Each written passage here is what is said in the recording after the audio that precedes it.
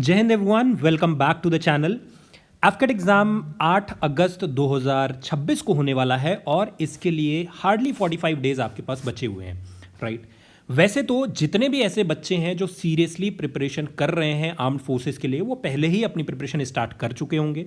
किसी ने ये प्रिपरेशन फरवरी से स्टार्ट कर दी होगी पिछले एफकेट के बाद से, किसी ने अप्रैल से स्टार्ट किया होगा, और कुछ ऐसे भी महानुभाव होंगे जो अब जा करके जिनकी आंखें खुल रही हैं, right. So in this video what we are going to tell you is कि अगले 45 to 48 डेज जो भी टाइम हमारे पास बचा हुआ है, उन 45 दिनों को हम किस तरीके से यूटिलाइज करें irrespective of this very fact कि आपकी प्रिपरेशन अभी किस स्टेज पे है, राइट। ऑब्वियसली अगर आपने पहले से स्टार्ट किया होगा तो यहाँ पे आपको एक अपर एज मिलेगा, और जिसने थोड़ा लेट स्टार्ट किया है वो इन 45 दिनों में ऐसा क्या करे, ऐसे कौन से टॉपिक्स को पढ़े और क्या अप्रोच रखे इन जनरल एग्जामिनेशन को लेकर के, वो हम इसके अंदर डिस्कस करने वाले हैं, राइट। सो द जो टैक्टिकल रोड मैप है फॉर द नेक्स्ट 1.5 मंथ्स, ठीक है।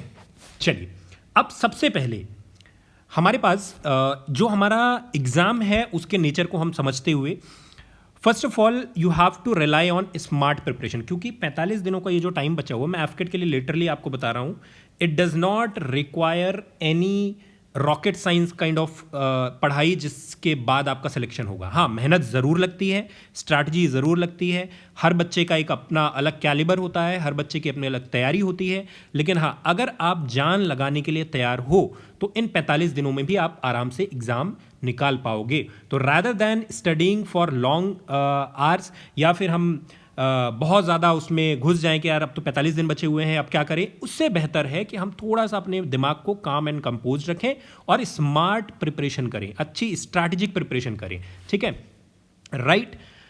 अगर आपकी प्रिपरेशन अच्छी चल रही है तब भी, और अगर आप अभी से स्टार्ट कर रहे हैं या पिछले 15-20 दिनों से स्टार्ट किया है, उन दोनों ही केसेस में ऐसे टारगेट्स को आप फोकस करिए या ऐसे सब्जेक्ट्स को आप फोकस करिए जो कि हाई वेटेज हो, जो कि ऑब्वियसली हर एक एग्जाम के लिए इस टैक्टिक्स को हम अपनाते हैं, ठीक है, राइट।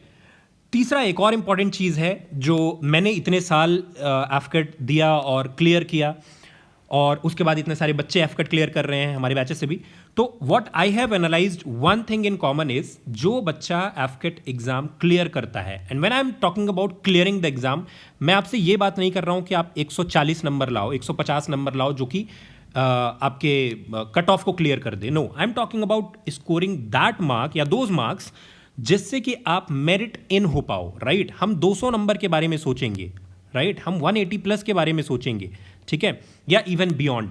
तो इसके लिए आपको नंबर ऑफ क्वेश्चंस जो अटेम्प्ट आप कर रहे हैं वो मैक्सिमम करने होंगे और नेगेटिव्स को मिनिमाइज करना होगा, राइट। अब आप बोलोगे सर ये तो एग्जाम जब हम देने जाते हैं तब की बात है, बट द फैक्ट इज कि अगर आप अभी से इस चीज़ को प्रैक्टिस नहीं करोगे तो एग्ज़ाम के 5 दिन पहले, 7 दिन पहले, या फॉर दैट मैटर एग्ज़ाम वाले दिन आप इसको अच्छे से एग्जीक्यूट नहीं कर पाओगे, right. So maximising the number of attempts and minimising the number of negatives, this strategy must be followed by all of you right from today, right. अगर हम एफकेट के एग्जाम में 90 क्वेश्चंस, 95 क्वेश्चंस नहीं अटेम्प्ट कर रहे हैं, ठीक है, अच्छी तैयारी करने के बाद, तो it means there is something wrong.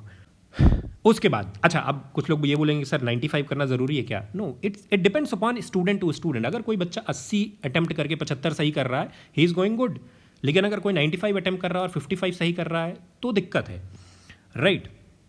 चलिए, तो this is the first thing. Now अब 100 क्वेश्चंस के इस पेपर में टोटल 100 क्वेश्चंस आते हैं, आपको भी पता है, ठीक है। मैथ्स के जो नंबर ऑफ क्वेश्चंस है लगभग 20 के आसपास होते हैं, इंग्लिश में 30 क्वेश्चन होते हैं, जीके और रीजनिंग में लगभग 25-25 क्वेश्चंस होते हैं, ठीक है।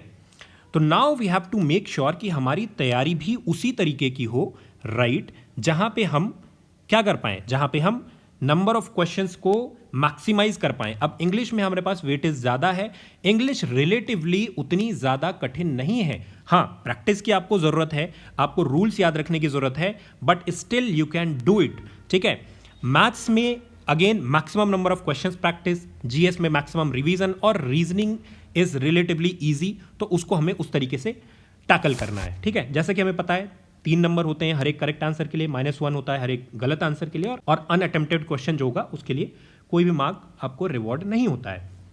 नाउ ये देखने में बड़ी सिंपल सी चीज़ लग रही है, लेकिन इसका कैलकुलेशन आपको पहले से करके चलना पड़ेगा, राइट? कैसे कैलकुलेशन करके चलना पड़ेगा? बहुत सारे क्वेश्चंस, बहुत सारे बच्चे ऐसे होते हैं जो एग्जाम के बाद आकर के बोलते हैं कि सर ये चीज़ तो मैंने सोची ही नहीं, ये चीज़ तो मैंने ध्यान ही नहीं दिया। जैसे एग्जाम्पल के तौर पे आपको 2-3 सिचुएशंस बताता हूँ।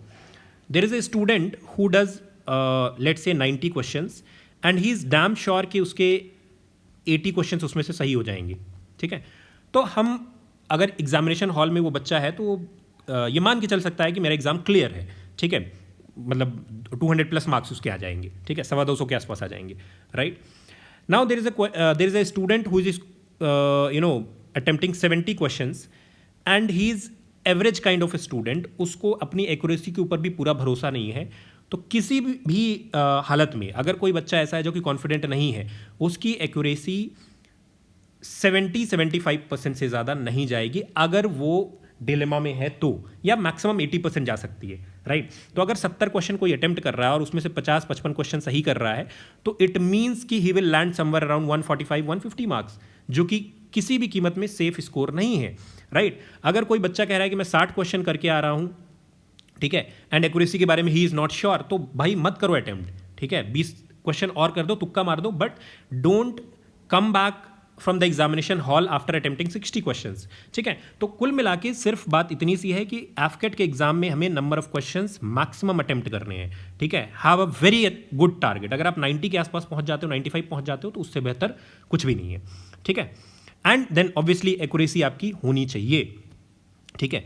दोनों चीजें क्योंकि साथ साथ चलेंगी, राइट? उसके बाद अगर हम स्पेसिफिक सब्जेक्ट्स की बात करते हैं तो let's talk about mathematics. So this one is a core score booster, ठीक है? इससे आपका स्कोर बूस्ट होगा, क्योंकि नॉर्मली ये होता है कि अगर 20 क्वेश्चंस आते हैं तो बच्चे 10 क्वेश्चन 12 क्वेश्चन ही कर पाते हैं, ठीक है?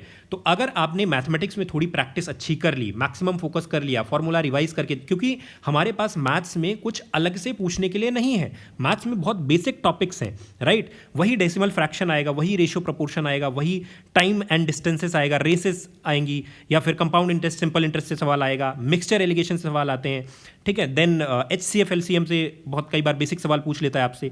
हाइट एंड डिस्टेंसेस, कुछ नए टॉपिक्स अभी 1-2 साल पहले ऐड हुए हैं। स्टैटिस्टिक्स है, एक्सपोनेंट पावर है, एवरेज है, परसेंटेज है। ये जो जितने भी टॉपिक्स हैं ना, ये बहुत बेसिक टॉपिक्स हैं, एलिमेंट्री मैथमेटिक्स के टॉपिक्स हैं जो हम 10th क्लास तक पढ़ते थे। एंड इफ़ इनमें हमने रिवाइज अच्छे से कर लिया, फोकस्ड होकर के हमने रिवीजन कर लिया, क्वेश्चंस अच्छे से प्रैक्टिस कर लिए, क्योंकि आप ये मान के चलो कि जितने भी क्वेश्चंस आपके पास एफकेट के मैथ्स में पूछे जाएंगे वो PYQ से बहुत ज़्यादा मिलते जुलते होते हैं, राइट? तो ऐसा नहीं होता है कि कुछ भी नया क्वेश्चन पूछा जाएगा। तो यहाँ पे हमें क्या करना है? PYQs को मैक्सिमम प्रैक्टिस करना है, फॉर्मूले जितने भी हैं वो हमें रिवाइज करके जाना है, और पैनिक नहीं होना है। आपके सामने जो सवाल है वो ये मान के चलो कि अगर स्पीड, टाइम और डिस्टेंस से वो सवाल आया है, तो जो बेसिक 3-4-5 फॉर्मूले आपने किए हैं, जो बेसिक 5-6 टाइप्स ऑफ क्वेश्चंस आपने किए हैं, उन्हीं में से कुछ ना कुछ लॉजिक लगेगा, ठीक है? तो पैनिक नहीं होना है लास्ट में कि सर ये नहीं हो रहा है। देन उसके बाद reasoning, it is high scoring subject, ठीक है? बहुत ईजिली स्कोर होता है रीजनिंग में। हमें ट्राई ये करना है कि 90% से ऊपर क्वेश्चंस हमारे करेक्ट हों रीजनिंग में, ठीक है? And that is highly doable. Speed और पैटर्न रिकॉग्निशन, ये 2 चीजें यहां पे इंपॉर्टेंट है, ठीक है? जितना हम तेजी से इन क्वेश्चंस को सॉल्व करेंगे, क्योंकि ये आसान होते हैं और ये आसान होते हैं एक्चुअल में, ठीक है? सिर्फ इसमें लगती है एग्जाम से पहले क्या, प्रॉपर प्रैक्टिस और रूल्स को, जैसे मैथ्स में हम फॉर्मूले को रिवाइज करते हैं बार बार, तो यहां पे भी रूल्स हमें पता होना चाहिए, पैटर्न पता होना चाहिए, ठीक है? तो this is the second topic जो कि हमारा स्कोरिंग होता है। Then general awareness. अब GS जो होती है वो थोड़ा सा इसके साथ एक टैग लगा हुआ है कि बहुत वास्ट है, क्या क्या चीज़ें सर पढ़ें। हर दिन मेरे पास कॉल्स आते हैं, मैसेजेस आते हैं कि सर GS में ये वाला पोर्शन कैसे करें, स्टैटिक कैसे करें, स्पोर्ट्स कैसे करें, डिफेंस कैसे करें। तो फर्स्ट ऑफ ऑल कि इसको आपको थोड़ा सा कुछ पार्ट्स में डिवाइड करना होगा, ठीक है? क्योंकि एफकेट का GS इतना भी ज़्यादा अनप्रिडिक्टेबल नहीं है, राइट? जो हमारे पास 25 के आसपास क्वेश्चंस आते हैं वो इजीली डुएबल हैं, वो हो सकते हैं, हम कर सकते हैं उनको, ठीक है? यहाँ से हाँ, ये ज़रूर है कि आपके पास किसी एक टॉपिक से बहुत ज़्यादा क्वेश्चंस नहीं आते हैं। हर टॉपिक से 2 क्वेश्चन, 3 क्वेश्चन, कई बार 1 क्वेश्चन। कुछ ऐसे भी टॉपिक्स होते हैं जिनसे किसी एग्जाम में 1 भी क्वेश्चन ना आए, तो थोड़ा सा ये वाला पार्ट है। लेकिन हाँ, इतना ज़रूर है कि जो नंबर ऑफ क्वेश्चंस या जो उनकी आप कह सकते हैं कि डिफिकल्टी लेवल होता है वो उतना ज़्यादा नहीं होता है, ठीक है। तो जिस तरीके से जैसे हमारे बैचेस में भी if we talk about syllabus से सौरभ, तो we take care of static GK, we take care of sports, we take care of defence, we take care of current affairs, जो पॉलिटी है, ज्योग्राफी है, इकोनॉमिक्स है, books and authors है। तो अगर हम इन सब चीज़ों को बढ़िया से रिवाइज करके जाते हैं तो आप ये मान के चलो कि 80 to 90% पेपर आप प्रिडिक्ट कर सकते हो जीएस में, ठीक है। लगभग 80 to 90% पेपर आपका ऐसा आता है जो आप जो चीज़ें पढ़ के जाते हो, जो चीज़ें कॉमनली जीएस का पार्ट है सिलेबस का, उन्हीं में से आती हैं, ठीक है। इसमें हिस्ट्री है, ज्योग्राफी है, sports is very important, recent जो नेशनल और इम्पॉर्टेंट इंटरनेशनल जो ऑर्गेनाइजेशंस हैं उनसे रिलेटेड कई बार सवाल आते हैं जो कि न्यूज़ में थे, राइट। फिर इसके अलावा पर्सनालिटी से 1 या 2 क्वेश्चन आप एक्सपेक्ट कर सकते हो, इन्वायरमेंट एंड इकोलॉजी से 1 क्वेश्चन आप एक्सपेक्ट कर सकते हो, इंडियन पॉलिटी से 2 क्वेश्चन आप एक्सपेक्ट कर सकते हो, ठीक है। बेसिक जो साइंस का नॉलेज होता है वो है। Current affairs is very important, defence is very important, defence से कई बार 3-4 क्वेश्चन या इवन मोर देन दैट आप इस पे एक्सपेक्ट कर सकते हो, ठीक है। खास करके रीसेंट जो डिफेंस से रिलेटेड डेवलपमेंट्स हैं, जो वेपन्स हैं, मिसाइल्स हैं, ठीक है, या फिर सबमरीन्स हैं, जो भी है, कोई डील हुई है, कोई पैक्ट हुआ है, रैंक से रिलेटेड एक सवाल यहाँ पे आता है। तो ओवरऑल अगर आप देखेंगे तो जीएस इज स्टिल प्रिडिक्टेबल, ठीक है। 80-90% क्वेश्चन आप यहाँ से प्रिडिक्ट करके चल सकते हैं, ठीक है। The last one is English, जो कि हाई वॉल्यूम है, ठीक है। इसके लिए आपको एक तो वोकैब पे बहुत बढ़िया से काम करना पड़ेगा और दूसरा कंसिस्टेंट रह के प्रैक्टिस करनी पड़ेगी, right. English is very important, जैसा कि हमें दिख भी रहा है 30 क्वेश्चंस आते हैं, तो 30 क्वेश्चंस वाले टॉपिक को अगर हमें ढंग से करना है, ठीक है, जो कि इंग्लिश है, सबसे मैक्सिमम नंबर ऑफ क्वेश्चन, अगर आपने 30 में से 26-27 क्वेश्चन या 28 क्वेश्चन सही कर दिए तो आप समझ लो कि आपके पेपर का 50% बोझ जो है वो उतर गया, ठीक है, क्योंकि रीजनिंग आप कर ही दोगे ठीक ठाक, ठीक है। फिर मैथ्स और जनरल अवेयरनेस के लिए उतना ज़्यादा आपको लोड नहीं रहेगा, राइट। तो ट्राई करेंगे इनफैक्ट कि इंग्लिश में हम मोर देन 27-28 क्वेश्चन सही करके आए। और इसके लिए सर कुछ नहीं करना है, आपको बढ़िया से वोकैब बिल्ड करना है, बढ़िया से रूल्स, जो एरर डिटेक्शन रूल्स हैं वो अच्छे से करने हैं, ठीक है, और कंसिस्टेंट रहना है अपने प्रैक्टिस में अगले 1.5 महीने, ठीक है। इससे पहले भी अगर आप थे तो बहुत बढ़िया बात है। अभी जो हमारे पास 48 डेज का पाथ बचा हुआ है, लगभग 45 दिन हम मान करके चलते हैं, ठीक है, तो हमें किस तरीके से अपने इस टाइम फ्रेम को डिवाइड करना है। First of all this is totally up to you, आप अपने हिसाब से भी कर सकते हो, क्योंकि अभी तक जैसा आपका टेम्पो चल रहा है प्रिपरेशन का, उसको बहुत ज़्यादा डिस्टर्ब करने की जरूरत नहीं है। बट अगर आप कंफ्यूज्ड हो, आपको नहीं समझ में आ रहा है कि कहाँ से क्या करना चाहिए, ठीक है, तो शुरुआत में आपको अगले 20 दिन क्या करना है कि उन टॉपिक्स को मास्टर करना है या उन टॉपिक्स पे फोकस करना है जो हाई वेटेज है, ठीक है, ताकि हमारे पास ये कॉन्फिडेंस आ जाए कि यार किसी भी हालत में मैं 40-50 क्वेश्चन तो सही कर ही दूंगा, ठीक है। तो चाहे वो टॉपिक्स इंग्लिश के हों, चाहे वो जीएस के हो, चाहे मैथ्स के हों, या फिर रीजनिंग के हो, तो ऐसे टॉपिक्स जो हमारे 40-50 क्वेश्चन या 55 क्वेश्चन का जुगाड़ रेडिली कर दें, ठीक है, एक बार में कर दें, इन टॉपिक्स को हमें शुरू में मजबूत करके चलना है, ठीक है। उसके बाद next problem solving is very important, ठीक है। मैथ्स और रीजनिंग में थोड़ा ज़्यादा करना पड़ता है, English and GS is also equally important, ठीक है। जितने भी पीवाईक्यूज हैं, ठीक है, या सेक्शनल टेस्ट्स हैं, या फिर आप इनफैक्ट मैथ्स की अगर हम बात करें तो ऐसा कोई भी टॉपिक मत छोड़िए जिससे आप ठीक ठाक नंबर ऑफ क्वेश्चन, अगर आपने एक टाइप ऑफ क्वेश्चन में से 10 क्वेश्चन आपने प्रैक्टिस कर लिए, फॉर एग्जांपल सिंपल इंटरेस्ट निकालने के लिए अगर आपने 10 क्वेश्चन प्रैक्टिस कर लिए, या फिर कंपाउंड इंटरेस्ट या अमाउंट निकालने के लिए आपने 10 क्वेश्चन प्रैक्टिस कर लिए सिमिलर टाइप, तो इसका मतलब अब नया क्वेश्चन आएगा तो हम आसानी से कर ले जाएंगे। तो इस टाइप से जितने भी टाइप ऑफ क्वेश्चन हैं मैथ्स के अंदर, उनको अगर हमने ठीक ठाक लेवल पे प्रैक्टिस कर लिया तो it means we will be very much ahead of the people, right. तो ये सेकेंड फेज में हमें ये क्या करना है कि पीवाईक्यूज और प्रैक्टिस पे ज़्यादा फोकस करना है, ठीक है। फिर उसके बाद फुल लेंथ मॉक्स, ठीक है। ऑब्वियसली मैं ये मान के चल रहा हूँ कि आप लोगों ने अभी तक भी कुछ ना कुछ पढ़ाई कर रखी है, ठीक है। तो लास्ट में ऐसा जब हमारे पास टाइम थोड़ा कम बचेगा, जब 10 से 15 दिन बचेंगे, उस समय पे हम मॉक्स करेंगे, उस समय पे हम वन शॉट वीडियोस भी रेफर कर सकते हैं, ठीक है। और ये जो मॉक्स जो हम करेंगे उसको एकदम टाइम्ड कंडीशंस में करेंगे, ऐसा नहीं कि हम रैंडम अपने हिसाब से कर रहे हैं कि 3 घंटे का पेपर हम 6 घंटे में या 5 घंटे में सॉल्व कर रहे हैं। 3 घंटे मतलब 180 मिनट्स, दैट्स इट, ठीक है। उसके बाद लास्ट में एकदम पैनिक नहीं होना है। लास्ट के लिए हमें बहुत ही कम चीज़ें छोड़ करके चलना है, सिर्फ फाइनल जो फार्मूला वगैरह है वो रिव्यू करना है, ठीक है। कोई नया कॉन्सेप्ट नहीं पढ़ना है और पूरा फोकस एक्यूरेसी पे करना है, क्योंकि एक बार आपने अगले 45 दिन में जो भी पढ़ाई कर ली वो लास्ट के 3-4 दिन में सिर्फ उसको रिटेन करके रिप्रोड्यूस करना है एग्जामिनेशन हॉल में, दैट्स इट, ठीक है। उस समय हमें ये नहीं करना है कि हम कुछ नया पढ़ रहे हैं या कुछ अलग से कर रहे हैं। खैर उस समय पे we will be there as well on YouTube, तो अलग से हम एक वीडियो लेकर के आएंगे। But at the same time जो अभी से जो स्ट्रैटेजी फॉलो कर रहे हैं, मतलब आपको ये नहीं करना है कि लास्ट के 10 दिन में मैं ये झंडे गाड़ दूंगा या 10 दिन में मैं ये कर दूंगा वो कर दूंगा इतना पढ़ लूंगा, नहीं। लास्ट के 5 दिन या 10 दिन के लिए आपको बहुत सारी चीज़ें छोड़ करके नहीं चलनी है, ठीक है, राइट।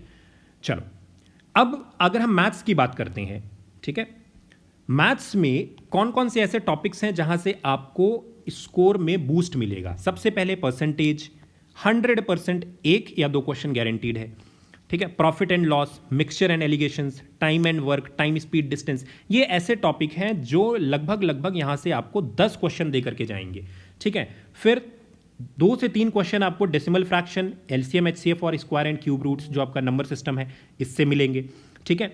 एंड देन मेंसुरेशन है, area perimeter, elementary mensuration, probability, statistics, heights and distances, इससे भी लगभग इसी टाइप से क्वेश्चन आते हैं। तो पहले अर्थमेटिक वाला पार्ट जिससे हमारे 10-12 क्वेश्चन मतलब एकदम गारंटीड तरीके से आने वाले हैं, और फिर बचे हुए जो 8 से 10 क्वेश्चन हैं उनके लिए हमारे पास अलग अलग टॉपिक्स हैं। एक क्वेश्चन प्रोबेबिलिटी से आप एक्सपेक्ट कर सकते हो, एक स्टैटिस्टिक्स, एक हाइट्स एंड, अब जैसे हाइट एंड डिस्टेंस है वेरी इजी टॉपिक, ठीक है। कुछ बेसिक फॉर्मूले हैं, बस उन्हीं पे काम करना है, और 3 से 4 टाइप ऑफ क्वेश्चन होते हैं, ठीक है, जो ज़्यादा पूछे जाने के जिनके चांसेस होते हैं, तो उन्हीं पे फोकस करके हमें आगे बढ़ना है, राइट, क्लियर। तो पहले हमें क्या करना है, पहले अर्थमेटिक पे फोकस। अच्छा, ये जो अर्थमेटिक वाला पोर्शन है ये थोड़ा सा रिलेटिवली इजी भी है सर, तो इससे क्या होगा कि हमारा कॉन्फिडेंस भी बूस्ट होगा, ठीक है। चलिए उसके बाद नेक्स्ट है रीजनिंग। अब रीजनिंग में जो हाई प्रायोरिटी वाले जो टॉपिक्स हैं जिनमें डॉट्स एनालिसिस है, फिगर कंप्लीशन है, ठीक है, मिसिंग फिगर्स है या ऑड वन आउट टाइप है, अल्फ़ाबेट एंड नंबर सीरीज है, वेन डायग्राम है, डिक्शनरी का ऑर्डर है, ये क्वेश्चंस जो है लगभग 70-75%, 80% के आसपास सिलेबस कवर करते हैं, मतलब 6 से 7 टॉपिक्स हैं। इसके अलावा एनोलॉजी है, cube and dice, calendar clocks, pattern recognition, coding, decoding, comparison, यहाँ से थोड़े से रिलेटिवली कम सवाल। लेकिन हम ऐसा नहीं मान सकते हैं कि ऐसा ही आएगा, कल को ऐसा भी हो सकता है कि नॉन वर्बल रीजनिंग से थोड़े ज़्यादा सवाल आ जाए, तो हमें रेडी दोनों के लिए रहना है। बट ये जो आपको लेफ्ट हैंड साइड में टॉपिक्स दिख रहे हैं डॉट एनालिसिस से लेकर के और डिक्शनरी ऑर्डर तक, इनसे ज़्यादा क्वेश्चन पूछे जाने की संभावना रहती है, and hence we must be ready accordingly, right. तो ये चीज़ हमें यहाँ पे ध्यान रखना है, ठीक है। तो जो हमारा वर्बल सेक्शन है 75% के आसपास, उसको हमें थोड़ा सा ज़्यादा ध्यान देना है, ठीक है। डेली प्रैक्टिस अगर हम करेंगे तो यहाँ से गलती होने के चांसेस कम होंगे। अब ऐसे बच्चे जिनको ये लगता हो कि नहीं यार रीजनिंग में है ही क्या, वो तो मैं कर ही लूँगा, तो भैया मेरे, अगर आपके पास रीजनिंग में 25 क्वेश्चन आते हैं फॉर एग्जाम्पल, ठीक है, और आप 25 क्वेश्चन में से आपको लग रहा है कि मेरी रीजनिंग अच्छी है, और अगर आप 23 या 24 क्वेश्चन सही करके नहीं आ रहे हो, तो it means it's a failure for you. अगर आपको रीजनिंग में बहुत कॉन्फिडेंस है तो आपको ये कॉन्फिडेंस होना चाहिए कि मैं 23-24 क्वेश्चन सही करके आऊँगा, अटेम्प्ट नहीं, सही, ठीक है, राइट। अगर हम 25 में से 18 क्वेश्चन सही करके आ रहे हैं या 15 क्वेश्चन सही करके आ रहे हैं, तो इट मीन्स कि you have failed in reasoning, right, क्योंकि वो स्कोरिंग सब्जेक्ट होता है, ठीक है। तो ये हमारी स्ट्रैटेजी इसके लिए होनी चाहिए। उसके बाद नेक्स्ट है इंग्लिश। नाउ इंग्लिश इज, जैसे मैंने बताया कि सबसे हाईएस्ट नंबर ऑफ क्वेश्चंस यहाँ पे इंग्लिश में है, ठीक है। अब जैसे ग्रामर में एरर डिटेक्शन हो गया, रूल्स हैं, जितने भी रूल्स एरर डिटेक्शन के हैं उनको बहुत अच्छे से ढंग से याद करके जाना और प्रैक्टिस करके जाना है। फिल इन द ब्लैंक्स है, ये इसी से लगभग आएगा। सेंटेंस फ्रेमिंग है, बेसिक जो ग्रामर के रूल्स होते हैं। फिर वोकैबुलरी इज़ वेरी इंपॉर्टेंट, और ये लगभग हर एग्जाम में, चाहे वो CDS हो, चाहे वो एफकट हो या अदर एग्जाम्स भी, हर साल वोकैबुलरी का जो प्रायोरिटी है वो बढ़ती जा रही है, या उसका जो वेटेज है वो बढ़ता जा रहा है, ठीक है। तो synonyms, antonyms, idioms, phrases, one word substitution, homonyms and root words, इनको भी बढ़िया से प्रैक्टिस करके जाना है, ठीक है। हमारे ऐप के अंदर भी we are in our batch we are taking regular classes for all these topics, ठीक है। बढ़िया से प्रैक्टिस कर रहे हैं, जी फॉर्म टेस्ट भी बच्चे दे रहे हैं, डेली के टारगेट्स अभी मैं आपको दिखाऊंगा अभी किस तरीके से डेली का बच्चा अपना टारगेट्स उनको मिलते हैं, किस तरीके से वो कंप्लीट करते हैं, अपना डेली का रिपोर्ट भेजते हैं। फिर reading comprehension another topic is there, ठीक है। इसमें रीडिंग जो पैसेजेस हैं, क्लोज टेस्ट है, पैराजम्बल है, PQRS टाइप क्वेश्चंस हैं, ठीक है। तो इनको भी हमें मतलब इंपॉर्टेंट है ये भी, और यहाँ से भी हमारे पास सवाल आते हैं, ठीक है, राइट। लगभग रेगुलर बेसिस पे अगर आप क्वेश्चंस प्रैक्टिस करेंगे, फॉर्मूले जो हमारे रूल्स हैं वो याद रखेंगे, तो यहाँ से भी गलती होने के चांसेस कम रहेगी। अब इंग्लिश के साथ एक दिक्कत ये होती है कि इंग्लिश देखने में बच्चों को, कई सारे ऐसे बच्चे होते हैं जिनको आसान लगती है, जिनको लगता है कि यार ये तो हाँ सही तो है, इसको कर लूँगा या कर लूँगी, और फिर गेस वर्क ज़्यादा हो जाता है। लास्ट में जब आप देखोगे तो पता चलता है कि यार 30 में से 15 क्वेश्चन तो मैंने गेस ही कर दिए, 10 क्वेश्चन गेस कर दिए। तो ये नहीं करना है, ठीक है। What you need to make sure is कि इंग्लिश में अपने को एग्जीक्यूशन बहुत प्रॉपरली करना है, ठीक है, क्योंकि इंग्लिश के साथ ये प्रॉब्लम है, राइट, कि अगर आपके पास 4 ऑप्शन है, 4 में से 3 और कई बार 2 ऑप्शन ऐसे होते हैं जो एकदम सिमिलर रखते हैं, फिर आपको लगता है कि यार मेरे हिसाब से तो ये होना चाहिए था, ठीक है। तो इस तरीके के गेस वर्क में अपने को नहीं पढ़ना है, प्रॉपर अच्छे से रूल्स रिवाइज करके जाना है ताकि एक्यूरेसी हमारी मेंटेन रहे। And then we will talk about the general awareness, ठीक है।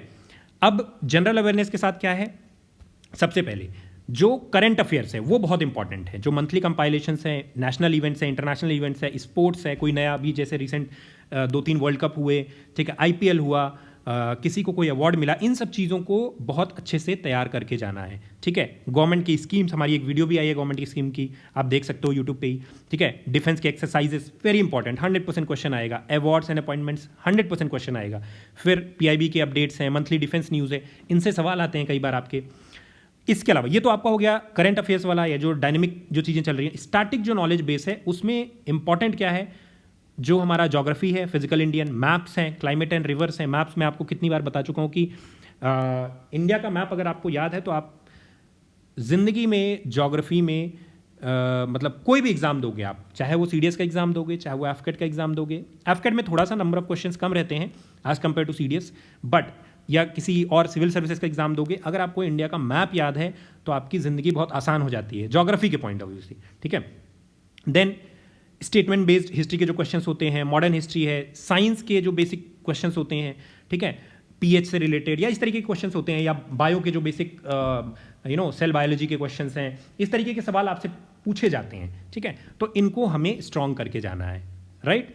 इसके अलावा पॉलिटी, इकोनॉमिक्स और डिफेंस, ये भी इंपॉर्टेंट है। डिफेंस सबसे ज़्यादा इंपॉर्टेंट है क्योंकि यहाँ से मल्टीपल क्वेश्चंस आते हैं, राइट। अब इसमें थोड़ी मेहनत अपने को ज़्यादा करनी पड़ेगी जनरल अवेयरनेस में, ठीक है, चाहे वो डिफेंस से रिलेटेड हो, करंट अफेयर्स से रिलेटेड हो, स्पोर्ट्स से रिलेटेड हो, ठीक है। और regular revision is very important, क्योंकि ये चीज़ें भूलने वाली होती हैं।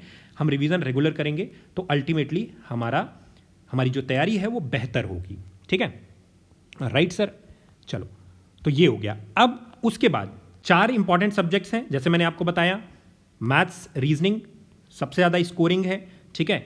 डायनेमिक जो GS हमारा वोकैब है, ये आपको रेगुलर और डेली प्रैक्टिस करनी पड़ेगी, तब आप इसमें एफिशिएंसी आपकी बढ़ेगी, ठीक है। मॉक्स और PYQs are very important towards the end of the preparation, and at the end of the day it is accuracy जो कि आपको AFCAT जैसे एग्जाम में क्या करती है, अपर एज दिलाती है। अगर हम एक्यूरेट नहीं है तो हम 100 क्वेश्चन करके भी दिक्कत में आ जाएंगे, और अगर एक्यूरेसी हमारी अच्छी है तो उस केस में we will be very much ahead of the people, ठीक है, राइट। तो इन 45 दिनों में, 48 दिनों में हमें इस तरीके के स्ट्रैटेजी को फॉलो करना है, ठीक है, राइट। दूसरा, अब डेली बेसिस पे हमें क्या करना है इंडिविजुअली, ठीक है। सबसे पहले एक आपका कंसिस्टेंट डेली रूटीन होना चाहिए, राइट। ऐसा नहीं होना चाहिए कि हम सुबह उठ रहे हैं और उठने के बाद हमने क्या किया, जब मर्जी कर रहे हैं तब पढ़ रहे हैं, ठीक है। आपका एक कंसिस्टेंट रूटीन होना चाहिए। डज नॉट मैटर कि बारिश हो रही है, कि धूप है, गर्मी बहुत ज़्यादा है, कूलर नहीं चल रहा है, AC नहीं चल रहा है, पंखा नहीं चल रहा है, कोई फ़र्क नहीं पड़ता है, ठीक है। If your routine is set कि मुझे सुबह सुबह 2 घंटे बैठना है तो 2 घंटे बैठना है, एज सिंपल एज दैट। भूकंप आ जाए, बाढ़ आ जाए, सुनामी आ जाए, it should not matter, and literally it should not matter. तो पहला तो आपका जो रूटीन है इट शुड बी कंसिस्टेंट, ठीक, राइट। उसके बाद सेकेंड चीज़ है कि हम टारगेट बेस्ड स्टडी करेंगे। टारगेट इन द सेंस कि हमें डेली पता होना चाहिए कि आज हम क्या पढ़ने वाले हैं। रैंडम पढ़ाई नहीं करेंगे। अगर हम रैंडम पढ़ाई करेंगे ना तो हम हर चीज़ को पीछे छोड़ते चले जाएंगे, ठीक है। तो we should be very much target oriented, ठीक है, कि आज मेरे को GS के अंदर स्टैटिक GK का जो लेट्स से लेक्स और नेशनल पार्क्स वाला पोर्शन कंप्लीटली रिवाइज कर लेना है। तो अगर मैंने आज के लिए टारगेट रखा है तो मैं वो कर लूँगा या कर लूँगी, ठीक है, राइट। तो that is very very important, ठीक। और उनको टारगेट्स बनाना और उनको कंप्लीट करना अल्टीमेटली, ठीक है, ऐसा नहीं कि बना करके छोड़ करके रख दिया। ठीक, जितना जल्दी हो सके उतना जल्दी मॉक टेस्ट पे हम लोग मूव करेंगे।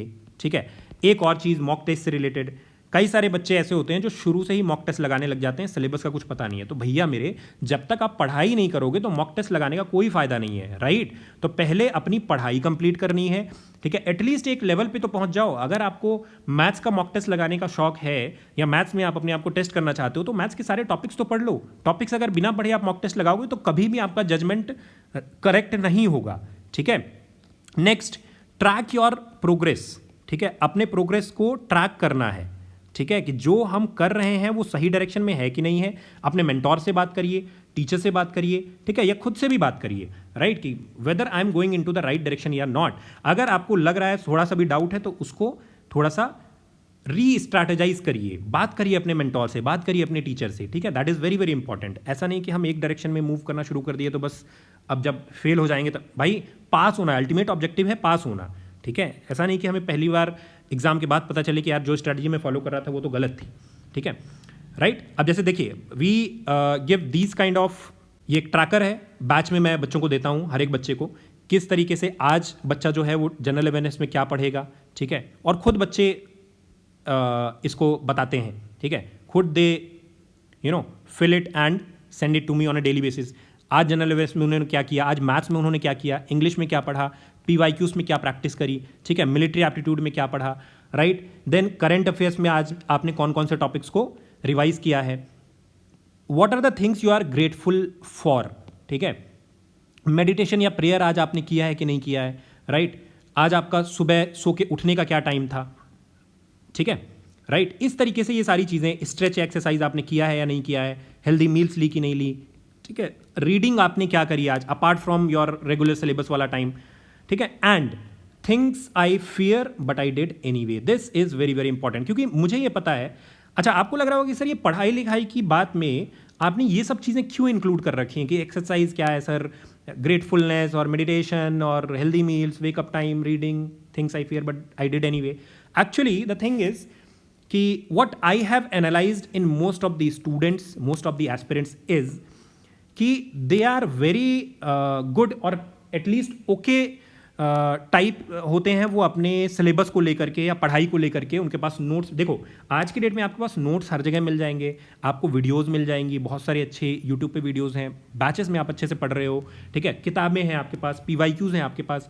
But the main thing is कि उसको हम अल्टीमेटली किस तरीके से कॉम्प्रिहेंड करें, किस तरीके से हम उसको पढ़ें, किस तरीके से हम कंसोलिडेटेड मैनर में उस पूरी जानकारी को अपने एग्जामिनेशन के फायदे के पॉइंट ऑफ व्यू से हम निकाल पाएं। ठीक है, this is very very important and this is where most of the students struggle.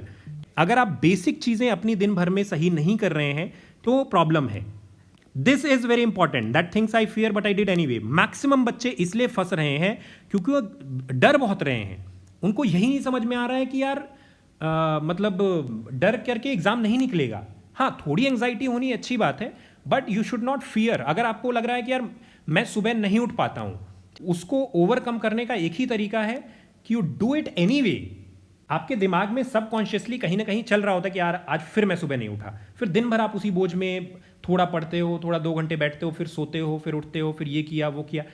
Till the time your mind is clutter free you will not be able to maximize its capacity, right? तो जितना important पढ़ना है, जितना important English की class लेना है, maths की class लेना है, GS की क्लास लेना है या रीजनिंग की क्लास लेना है, जितना इंपॉर्टेंट फॉर्मूला रिवाइज करना है, जितना इंपॉर्टेंट डेली प्रैक्टिस करना है, उससे कहीं ज़्यादा इंपॉर्टेंट है पहले अपने माइंड को डीक्लटर करना, राइट?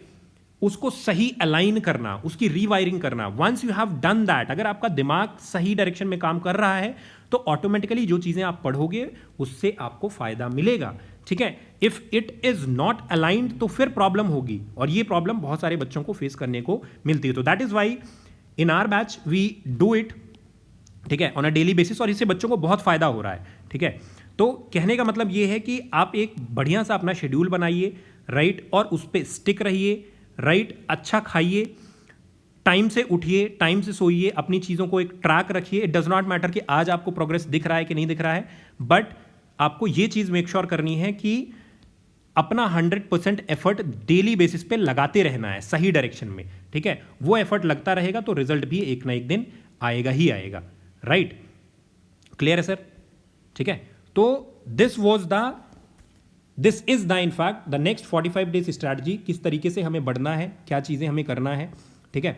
कौन कौन से टॉपिक्स हमें पढ़ने हैं, राइट, एंड कौन कौन से टॉपिक्स से ज़्यादा क्वेश्चंस आते हैं, राइट। तो ये सारी चीज़ें हैं, ठीक है। स्टिक करिए, फॉलो करिए, right. And at the same time we will bring here in this channel serious with Saurabh, हम अलग अलग टॉपिक्स पे वीडियोस भी लेकर के आएंगे starting from this week only. अगले 2 से 3 दिनों में ये वीडियो शुरू हो जाएंगी। Today is 21 of June, international yoga day, ठीक है। ये भी चीज़ ध्यान रखेंगे, है ना, हो सकता है यही क्वेश्चन आपसे पूछ ले, ठीक है। तो इस तरीके से हम अपने चीज़ों को करेंगे अगले 1.5 महीनों में, कि मैं आपको यहाँ पे भी मैथ्स की पूरी वीडियो लाऊंगा, सारे टॉपिक्स के ऊपर, सारे फॉर्मूले के साथ साथ जो क्वेश्चंस, टाइप्स ऑफ क्वेश्चंस हैं।